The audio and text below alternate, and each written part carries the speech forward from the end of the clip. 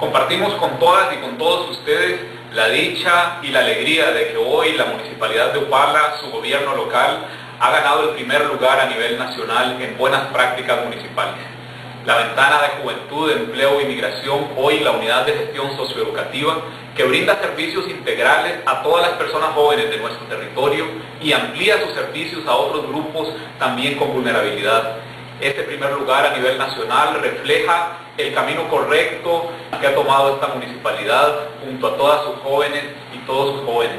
Este programa brinda esos servicios para que las personas jóvenes se conviertan en importantes agentes de desarrollo y logren desarrollar un plan de vida personal, un proyecto de vida que les permita ser mejores ciudadanas y mejores ciudadanos. Este primer lugar lo dedicamos a ellos y a ellas que han construido en la Ventana de Juventud, Empleo y Migración esa oportunidad para encontrarse, para ser parte del desarrollo, para ser agentes de crecimiento, y esta municipalidad sigue adelante en el tema de los derechos humanos que tiene que ver con todos los temas de desarrollo, con todos aquellos temas donde el bienestar humano sea el punto de partida.